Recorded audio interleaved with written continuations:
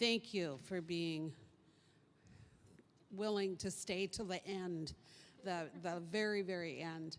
I feel a little foolish that we're using a microphone, but they're live streaming and we have to use the mic for them to be able to pick us up.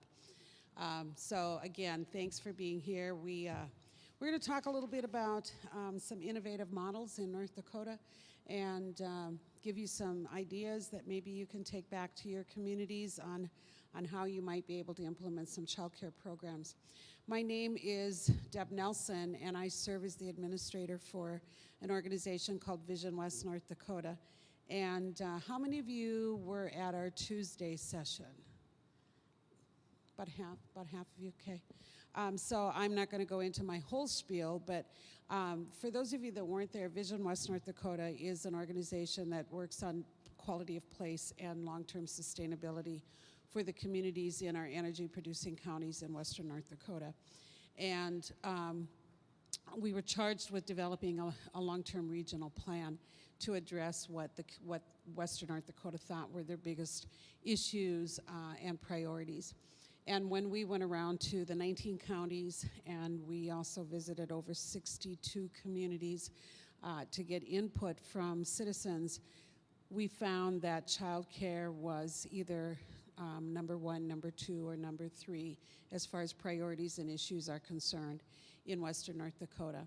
And it wasn't necessarily just because they felt they needed some place for their kids to go. While they did feel that, the biggest issue that they had was they couldn't fill jobs. And there were people who were moving into the community and who could not find childcare. So they couldn't put both of the parents to work because one had to stay home and take care of kids. Either that or they found kids who were going home and staying by themselves without parental oversight or without any childcare kind of issues, so or childcare services.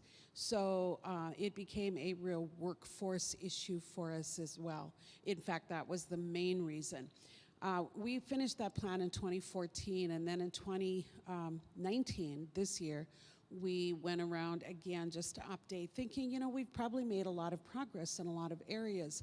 And what we did find when we went around to the communities again is childcare was still issue number one, number two, or number three.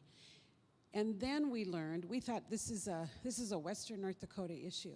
And then when we started really looking at it, we realized this is a statewide issue and in fact a national issue. We have been fortunate. When I say we, I'm talking about the Vision West North Dakota Consortium.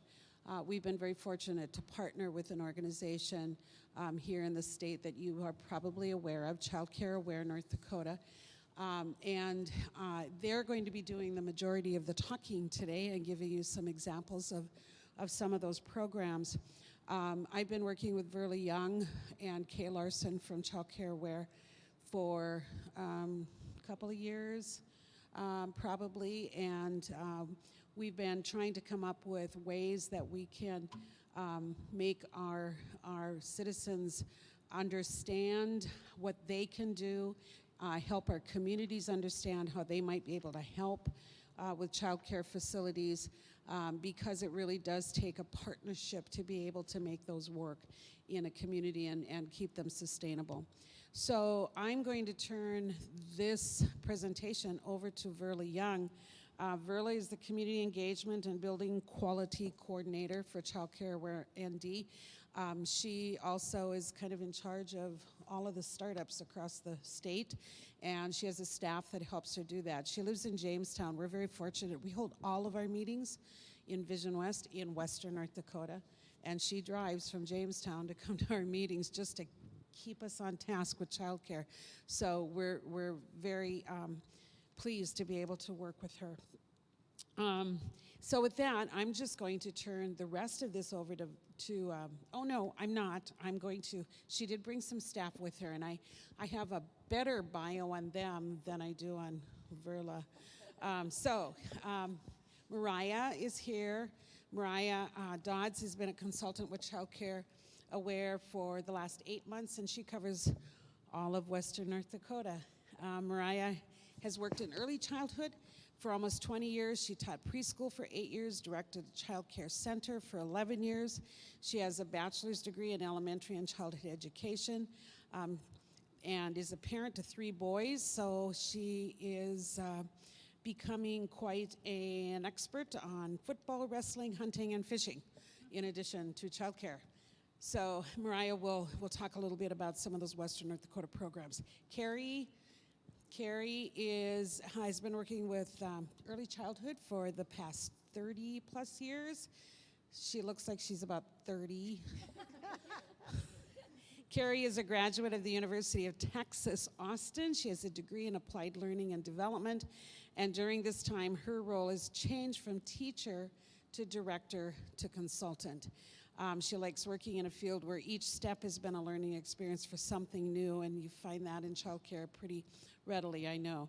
She does enjoy her work with individuals, families, and communities that are working toward a positive outlook for children. Carrie and her husband are parents to 2 adult children, and Carrie covers the northeast part of the state. And then not last but definitely not least, we have Brittany. In the middle, Brittany is an early childhood consultant. She's been with Childcare Aware for the last 10 years. And before coming to Childcare Aware, she was a preschool teacher at a childcare center. She has a Bachelor of Science degree from NDSU in Child Development Family Science. She lives in Moorhead with her husband, 2 children. She enjoys working in the field of early childhood and feels that she can make a difference in the life of children. She says that each day is very different in her job, and it makes it fun to go to work. And Brittany covers the southeastern part. So we have northeast, southeast, all of the west, and Verla has the state. So with that, I'll turn it over to Verla. I could mention this, but I'm going to let Verla talk about it more, I think. And we have one of these for each of you, so don't leave without getting one. We just partnered to develop this resource. It's called Childcare in Your Community, Strategies to Build Capacity and Support.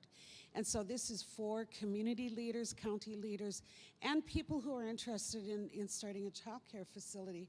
And not just elected people, but people who can be supporters and spokespeople for the childcare industry.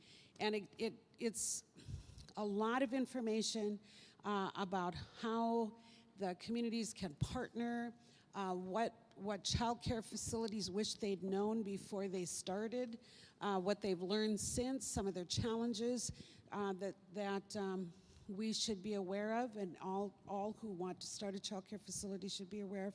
So we got some funding from the Bush Foundation Consensus Council here in Bismarck with Bush Foundation funding, and have been able to put this together. So Verla will make sure that each of you get one before you leave. Okay. All right, thank you. And is our PowerPoint going to go up? Okay. Again, we are from Childcare Aware. We are a program of Lutheran Social Services. We've been a part of their programming for about 30 years now, and we provide services. Our team here provides services for starting childcare. If you have a lack of childcare and your community wants to address that, we're willing to come out and do a community meeting. We work with health and safety. We work with continuous quality improvement. We work with the training part of childcare, and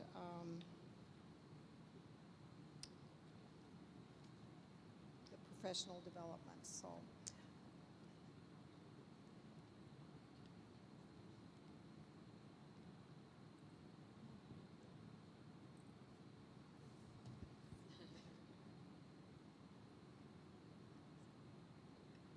Okay, now I'm not progressing. You're doing something wrong.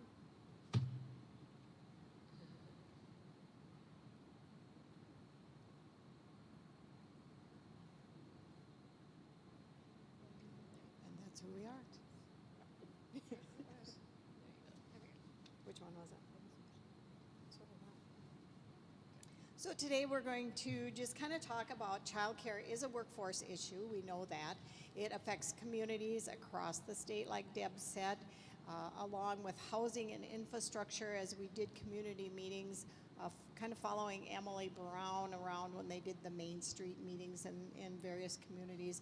Childcare most likely came up at every meeting, and it was something that we knew we needed to address. So with our wonderful partnership with Deb here, we were able to do the publication and identify what were some of those things that we could do to help communities. We just want you to know that if you are experiencing a shortage, please let us know. Like Deb said, we created this manual here, and the manual is kind of a guide to help your community. It talks, we've contacted various programs, and we asked them kind of the same kind of questions to just see what was different, because as we talk about some of the innovative ways that other communities have addressed their child care shortage, we know that you'll see some similarities. And so we asked them, what is your structure? What is your makeup? Are you a for-profit? Are you a nonprofit? How did that get started? Does your community do something for you for ongoing support, or did they give you some support to begin with? And what made you successful? We also asked them, what were your challenges, and what did you wish you would have known before you got started? Because, you know, some of them raised their hand very innocently and then found themselves in a, oh my word, I wish I'd have known before I signed up for this. We also want you to know that your community is not unique, but there's just not one template to put out there for everyone to use, because everybody has a little bit different situation in their community. They have a different makeup of people that will move forward and volunteer to help, and so not everything works for everyone, but there are going to be some similarities. There's going to be some roadblocks. We know that our team goes into communities. We look at a lot of buildings, and we meet with community leaders, we meet with potential providers, we meet with existing providers, and we know when we go in and look at those places, sometimes zoning is your issue, and you have to maybe rezone something in your town, or maybe you have a building that doesn't pass an inspection, it doesn't pass a fire inspection, it doesn't pass a building inspection. And so you have to address some of those codes. And the building is always the number one issue. The number two issue is finding that person, and who is that person in your community that's going to be able to run a program. And we talked a little bit the other day about the types of licenses in North Dakota, but lots of times if you're in a really rural community, this Group 30 license is really a good match for your community. You can have up to 30 children. That might do it for you. And so finding that person that can do that is a person that's got a year's experience in an early childhood program and has a couple positive references. So, and then is your community going to be able to add support staff? You know, can you find those additional people to come to your community that will say, I'll work in childcare? It's not an easy job. You know, it's a job that requires a lot of detail. It requires a lot of attention from the caregivers, and just finding someone that will be willing to do it. Don't give up. Keep working towards your goal. This next slide is, I'm just going to leave that up. Like I said, you'll notice there's some similarities. We're going to talk about some of the programs that we've worked with, and we're not going to name programs, but we're going to talk about this is what this community did, or this is what this program has to offer. We want to share some unique things that you can take home, or some ideas, and we do that all the time when we have community meetings with people, and we're invited to come meet with them, and we say, you know what worked for another community is this, and that's what we're going to share some examples of. We're not disclosing names of programs. It isn't that you couldn't know a community if you wanted to contact them personally. We just didn't put that out there, but we also want to kind of put a little disclaimer that we're talking more about the business end of the program than maybe what's going on in the program. So it might not be something that you choose to replicate, or we're not saying that this program is, above another program, so we want to just make sure that we've kind of left that on even playing ground. So we're going to start with Brittany. Does this work? Yep. Okay, so my name is Brittany. I've worked in a number of different community projects with starting childcare. So one of the programs that I worked in a community, the community came together when there was really zero childcare options available in the small community. Families were having to drive over 45 minutes away just to have childcare options for their children. There was 2 women from the community that came together to purchase a small old building on Main Street and started a board and started the childcare program. The building didn't really last that long. It was old, poor shape, but the city was actually given a house and given possession of a house that they were able to move the childcare into. So the city gave it to the childcare. They did need to finish construction on this house, do some of the work, and people from the community came together. They donated materials, they donated their time, and were able to finish the building and open the childcare. They were given free water, sewer, garbage costs. The zoning did have to get changed from residential to commercial, and the city was more than willing to do that and help out with that. They did form a nonprofit right away for the child care program along with the board of directors. So there's really a lot of community partnerships in that program that were formed. They went from care for 12 kids, they grew, they went to 18, and now they have a group 30.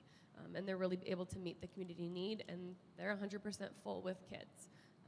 There isn't other options in town. This is still the only option that's there, that they were able to kind of do that. They also hold a couple large community fundraisers each year to help with the costs, and they've worked with Childcare for programming through multiple different programs.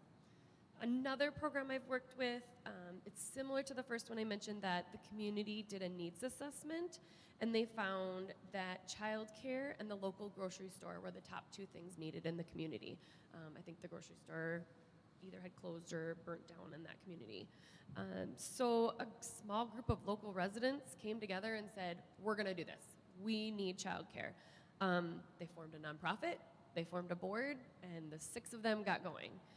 So I had worked with them for probably 9 months before they opened.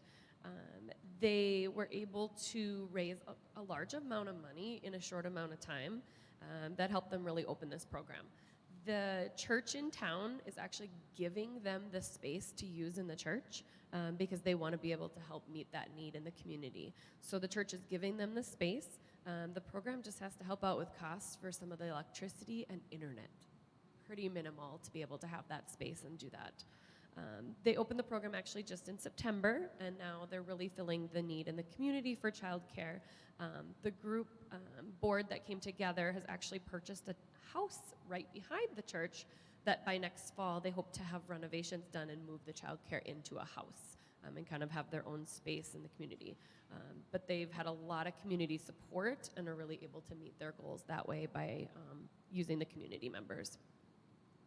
Another program in southern North Dakota, childcare program was created because of the shortage of care in the small town. Again, that's kind of why a lot of them get started, is that there's just no childcare.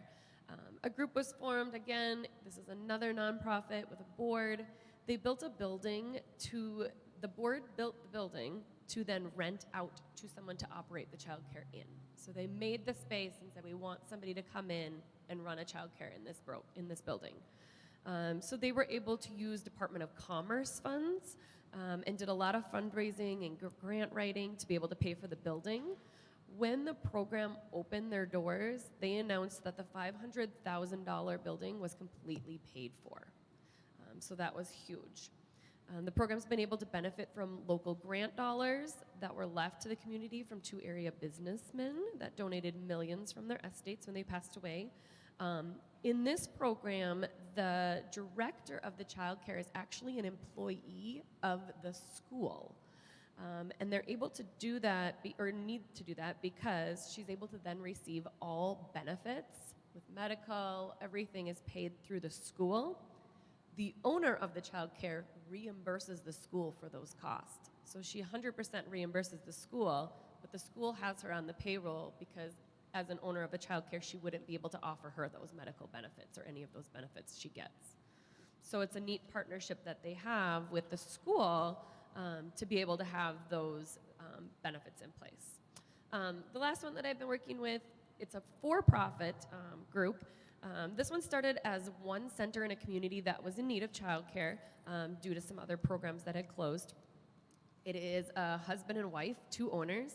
They have slowly grown their business and now own 8 separate childcare centers in multiple different cities in North Dakota. These owners have taken over existing childcare programs that were going to be closed down. They came in, took over the programs before they really had to close their doors. So that was a huge thing for families to not have to find alternative care for their children, and the programs didn't have to close because some people decided to come in and let's do this. So. Again, my name is Mariah, and I cover the western part of the state. So I have 5 different programs that I'm going to talk to you about. One in a particular community, they were lucky enough that a local businessman had a building, and he was looking for someone that had the qualifications to open up a center, which Verla said in a small community, finding someone to direct a group or to direct a center can sometimes be a struggle, but this particular community did have someone that had those qualifications, and this community did not have a center, so they were very much in need of that in their community. So the community really got on board and welcomed the center into it. The facility is a nonprofit. It's run by a board of directors, and they try to keep their wages competitive, and they do offer benefits to their employees. Another community that I work in set up a co-op with participating businesses and organizations. This program is a nonprofit that is run by a board of directors and is located in a church. And churches can be a great place to operate a child care facility, as most Monday through Friday just sit empty and have multiple rooms that can be used. So it's a great space to look at. This facility does, though, struggle with finding staff, which most child care facilities do struggle with that. And they try to offer a discount on child care to their employees to get them to come and work there. All right, the next community that I'm going to talk to you about, when they started looking at putting childcare into their community, they invited their community to meetings. They wanted to get the community's input on a project for childcare. They held various community meetings, which included a dinner, which brought many people to the meetings. They made sure to get input from existing child care providers. It's very important in communities when you have family child care providers. You want to get their input thereby, into these. They don't want to feel threatened if a new program that's much larger is coming into their town. And in this particular community, all of the family providers were full and were turning families away, so they very much welcomed this child care. At these community meetings, they also provided training to existing providers at no cost. This community was able to find a home in a great location which didn't need major upgrades so that it was suitable for childcare. This project was complete in about a year and a half, and the community was very fortunate to be able to hire a director who was born and raised in this community and had just graduated from college and had the qualifications to be the director. And the last 2 programs that I'm going to talk to you about are in way west North Dakota, which were oil impacted areas, which when the oil boomed really, really struggled with finding childcare. So they had to get very creative on getting childcare in their communities. One of the cities was able to lease land from a long-term care facility for $1 for 99 years. Once the city had the land available, they received a $125,000 grant from the North Dakota Department of Commerce, and that helped them to build the facility. They also received funds from the county JDA, the city, Hess Corporation, JD Fencing, and various community donations. And then the county JDA leases the facility from the city, and they sublet it out to a private child care business. The original startup costs for this program were $300,000, and this program's biggest struggles again is staffing. So they try to keep wages high, and they also offer gift cards as little bonuses to their employees. And the last program that I'm going to talk about is a very unique one. This facility came into a community that needed childcare very desperately in the early stages of the oil boom. This program received money from the county, the Bank of North Dakota, Rough Rider Funds, the USDA, RD, and many private businesses and donors. The county JDA pays the mortgage for this facility, and 1% of their city tax helps pay for this program. The startup costs for this program were $4 to $6 million, and it's a nonprofit run by a board of directors, and the biggest struggle for them is hiring and retaining staff. So hi, I'm Carrie. I'm first going to talk about the possibility of opening a center within a hospital. There's two that I'm going to talk about, but they have a lot of similarities and a couple of differences. One thing is that even though they're a new child care, one is actually open this past year, and one's been open since 1999. They have a lot of similarities, and one of that is it's only open to the staff of the hospital. So it's a great benefit. They both came in here saying this is going to be a benefit for our staff because we want those hospitals in the small communities to stay open, and this is the way they are able to accomplish that. One of the hospitals, though, the site is right on at the hospital. It's right on site, so that way they're able to use the cafeteria food. They are able to use the accounting service there. The maintenance is there, so that's taken care of. The other hospital chose to purchase an empty house in the community, which helped the community a couple of ways. That was an additional income. There was an empty house sitting there, so that helped the real estate.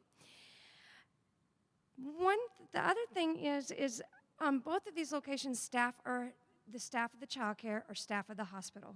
They get the benefits, which is one of the big selling points of getting people to stay in the child care field. We need to get help staff with those benefits because we know how expensive they are. These two facilities are amazing at fundraisers. One of them is a grant writer, and she can find the most minuscule grant and get it. So that's one way that they get additional funding. The other one has a ton of community support, even though it's only for the hospital staff. They had an adult prom fundraiser and silent auction, and all the proceeds went to the child care for the startup cost. One thing to also know about this, because it is a benefit, most child care centers that are in like nursing homes or hospitals, you really want to work there because you want to pay those rates. They're usually very minuscule rates compared to what other people are charging for child care. So it's a great way to keep retention not only in your community but also for hospitals. Another community I'm going to talk about is kind of a funny story. I get this call from a community leader, and he's like, we need childcare. And I'm like, okay. So I go meet him, and he's like in his 60s, and I'm thinking, okay, kind of tell me why you need childcare in your community, you know? It's not usually my normal call. And he's like, we need some teachers, and we're trying to hire these teachers, and we can't find childcare to keep these teachers because they won't move here. And he starts talking for a good 30 minutes. And I said, that is amazing that you are just have your love for your community. And he says, well, can I tell you something? And I said, well, sure, tell me. And he goes, okay, it's my daughter. They want to hire her as a teacher, but she can't move up here because we don't have child care and she's pregnant. And I said, oh, okay, we're getting down to it. This is making more sense.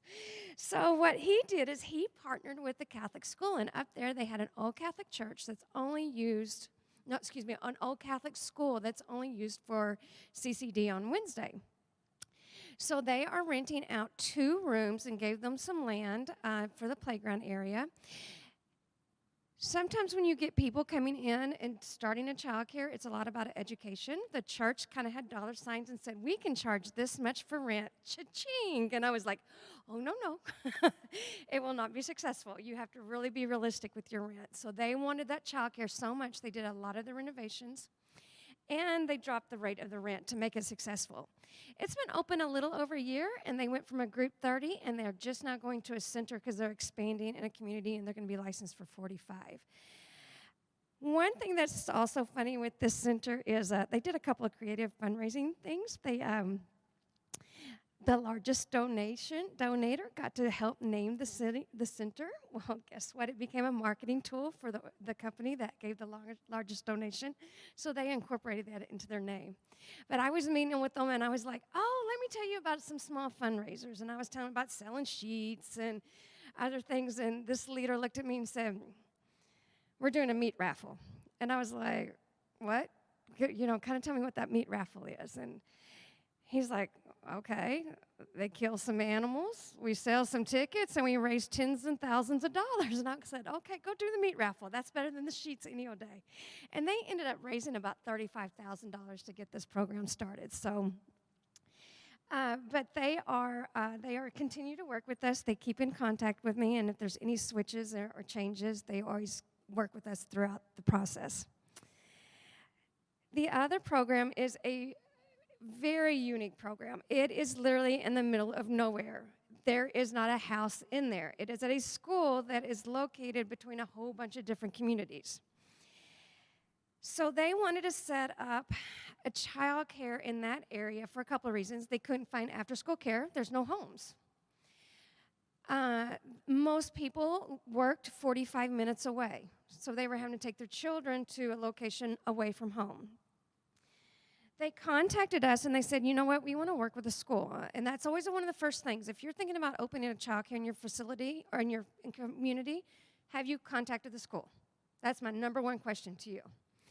And they said, no, we're going to contact the school. And the school was struggling at this point to keep preschool children in their program because it was half day, but they didn't have a way to get those children home. The parents are working 45 minutes away. They can't go and pick up the children and then take them to childcare on their lunch hour. So it became a partner, and the board said, you know what, we're going to give you the land. It already has the plumbing. It already has electricity on there. And we are going to buy a modular home. We're going to give you funding to help move it and remodel it. And we're going to defer payments for 3 years to see if it's successful. They had a hard time getting that modular in there, but they sent me a picture, and we walked through it, and there was some extensive remodeling. They sent me a picture Friday afternoon. Board members, teachers, children, farmers. This modular house was packed with volunteers. By Sunday, it was almost completely renovated, and it was all through free labor. The one thing great about that school is the school also is like they share accounting services. They share playgrounds, so they're not having to create whole playgrounds. They have a maintenance person there that does the maintenance and the snow removal. They have a great thing that they did, though. They did a fundraiser called Bushel for Babies, and this is a farming community. And I was like, okay, tell me a little bit about Bushel for Babies. And they said, well, the grain elevator said, you know what, whatever you donate is going to go to the child care. And it was going okay. They were making some money. You know, they would kind of say, donate for the child care. But then the granary said, we're going to start putting in the leaderboard of who's donated the most. It went from just a few. So what would happen is the farmers would come in and they say, okay, the last truck, whatever the profit is for the last truck goes to the child care.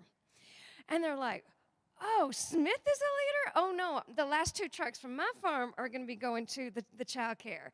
Oh, wait, Jones are the leader now? Oh, no, we're going to be the leader now. And it became this whole competition between the farmers.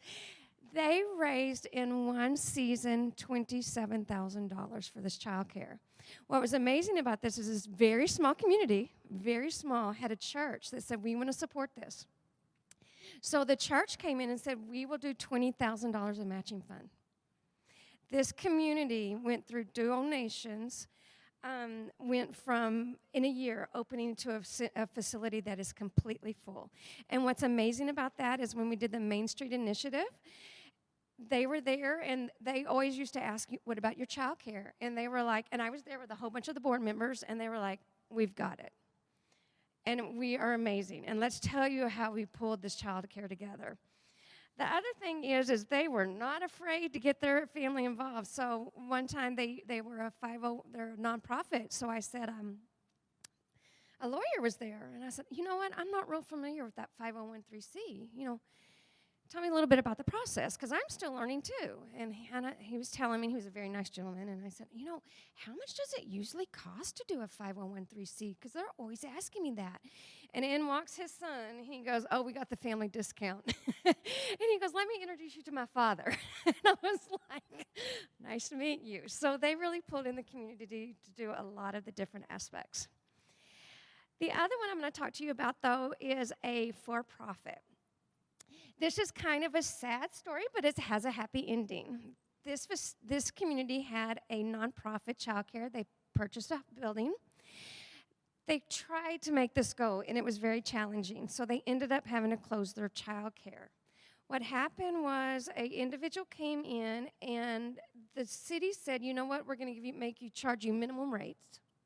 After a few years, if you're still interested and it's still successful, we will pretty much give you the building for a very minimal amount. The one thing, she had to come up with her own money, and right now, though, it is still in business, and they have almost 90 children, and she's been very successful in that business. So that's just a few of the ideas that they do. And they're also, real quick, they're also really good in that community. The nursing home will cater the food at the child care at a very minimum rate, which helps cost and keep up child cares. Brittany's going to share some, I'm off. Brittany's going to share just some thoughts on consideration if you're thinking about child care in your community, some things you need to look for and look at. Some quick considerations for childcare. You know, looking at locations, zoning. Like I said, you can get that changed usually in small communities. Outdoor space. Childcare programs do need to have outdoor play space, so making sure that that's available. If there's a kitchen, if you need it to be a commercial kitchen, if it's a facility. Catering the food, you know, getting it from a nursing home in town, a school in town. Is there somewhere else that they can get the food catered in? Businesses contracting for slots in the childcare. We have businesses that do that say if you hold 5 slots, we'll pay you this much to hold those for our employees. PACE interest buy down programs need auto payments ahead of care. Economic development, you know, providing X dollars per slot created. Different structural considerations. Partnerships are huge in small communities with the schools, the churches, nursing homes, hospitals. Lots of different things to consider with childcare. And then we're going to share just some, I know Carrie's given you a few thoughts on donations or how do we get some funding for these, but they're going to share a few more of those with you. You know, a big donation that you can get is a building, but just making sure that, you know, you get your fire inspectors, you get your health inspectors, you get the licensor out to make sure that the building meets all of the codes. You can get donations for updating plumbing, updating electrical, health and safety, making sure that everything is safe that's in that building. Contacting your high school. A lot of high schools have woodworking classes. You know, giving them measurements. I want shelving units. I want cubbies. This is the size I need. You know, having those young students build those shelves for you. Reaching out to churches if they have a group of ladies that does sewing, having them make bibs for the child care, blankets, you know, any of those types of materials. Getting someone to come in and do your landscaping. Seeing if your city would do no property taxes for a certain amount of time. Pairing with someone to come in and do your mowing, your snow removal, shoveling of your sidewalks. getting the community to come together to paint, to redo the flooring. So one thing at this time you're really going to be asking for donations, and you really want to be very specific. I went to a program the other day that had 8 babies, and they had 17 restrictive environments like swings in there, and I was like, oh, what's going on? And they're all donations. So ideas for that is like a giving tree, have a registry on Amazon or Target, and then get that information out so you can be very specific on what you're wanting. Other things is I talked about the adult prom, but seasonal festivities or festivals are a great way to contribute to childcare. Natural Playscape, and if you're not familiar with Natural Playscape, please learn about it before you start childcare. And what is great about that is it's very cost effective, and it's a great way to get landscapers or 4-H into your programs to help donate that. Have your high school students design a logo and have them create a website or be in charge of all the Snapchat and all that. Another program, and I just heard about this in my hometown, is the high school students are getting PE credit for lawn maintenance for nonprofits in their community. So if you need snow removal, lawn mowing, things like that would help keep costs down. I was at somebody earlier yesterday, and they were talking about their volunteer day, and I'm like, oh, I'd have my childcare on that day of list to help get free labor. She also mentioned about fire hydrants. Have communities sponsor fire hydrants and decorate them and have that profit go to your childcare center. That's just a few ways of really getting the community involved. It takes a village really to keep these going.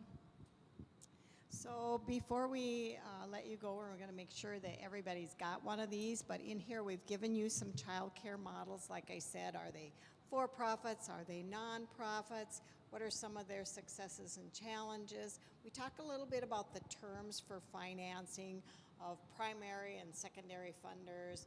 We've created a list in the back that through Deb's generosity we were able to have these printed. We also have this on our website at ndchildcare.org. We will continually update our connections. I think since we've been here, we've probably gathered 3 more ideas of communities that do some funding, and we want you to be able to learn about those so we can update our website. Guidelines for board members are in there. It's hard to get people to be board members, but they also need to know that they have some responsibilities and some legalities about being a board member.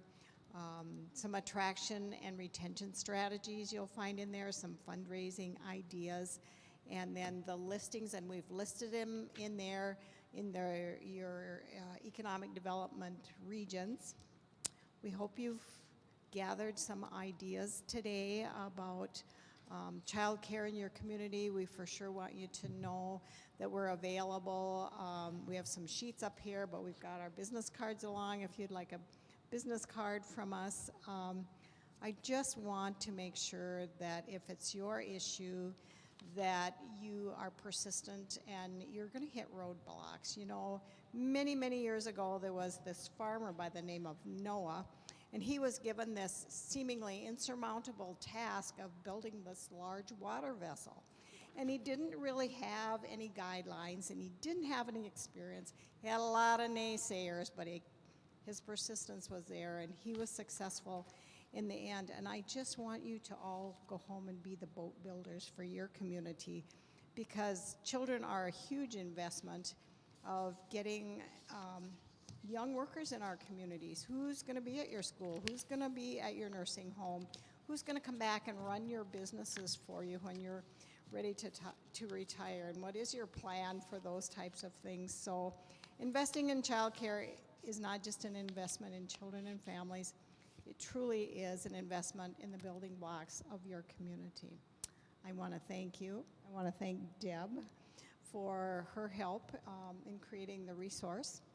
And I want you to know, like I said, if you are looking for some help in your community or some ideas, if you want one of the people that are in your area to come and look at buildings with you or to help facilitate a community meeting, we are available to do that. So thank you. And we're free. We're free. We don't charge.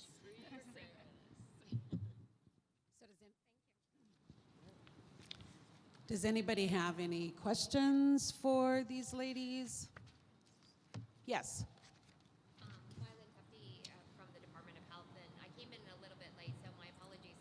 But I was wondering if any of the care facilities, child care facilities, were partnered with long-term care. They did. Okay. They did. So they co-located in long-term care or close by to long-term care? So the question for the outside audience is, have any of the child care facilities partnered with long-term care facilities? They have. Probably one of the very first ones I worked on many years ago was long-term. It was assisted living. It was the hospital, and so they had accessibility of food service and laundry service. Nursing moms could go over, and nurse when they needed to. And the really cool part is, if I need to hire you and you're a young mom with 3 kids and I don't have room, I'll make room for you so that I can get you there. So. Also, we have in Western North Dakota, in one of our pretty rural Western North Dakota towns, we have a child care facility located right within a long-term care facility. And it is specifically for the staff. It's the only way they were able to get people hired and then be able to retain them, was to make sure that their children were, taken care of. And so they have opened a child care facility right within the long-term care facility. The director is a long-term care facility employee. The children eat lunch. It becomes an intergenerational kind of thing, where the children and the residents are active together, and so it really is works out really, really nice. It isn't open to the community, but the community is still benefiting. And there is a few that are long-term that they are open for the community and the staff. Staff get priority.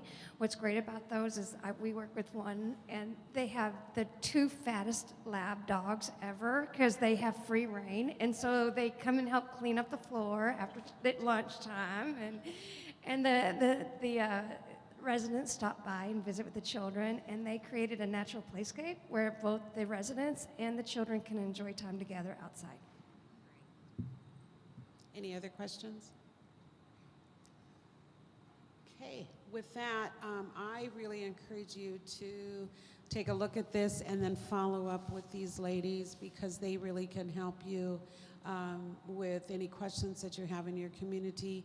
But what we have learned is this: one person trying to start a child care facility on her own or his own and do it without help is typically not going to be very successful.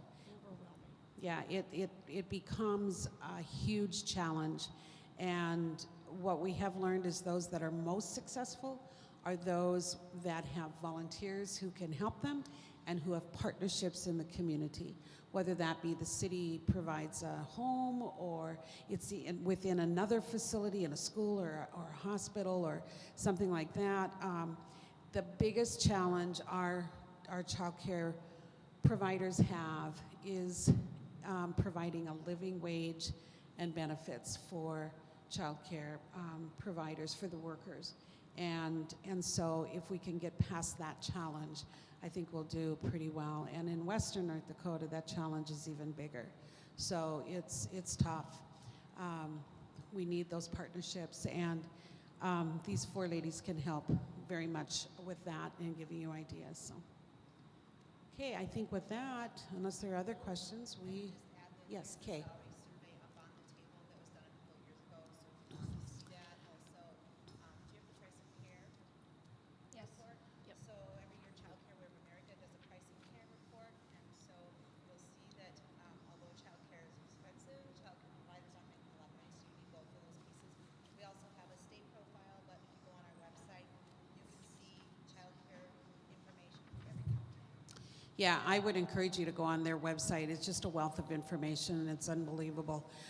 Make sure you do get one of these handouts if you're interested in them, because it's really good information, and to help you sell the concept also in your community. So grab one of those, and then we'll have we'll have the booklet for you as well. Did you? Oh, you handed, Kay handed them out, so you have them. So thank you again for sticking around for the last session of the day.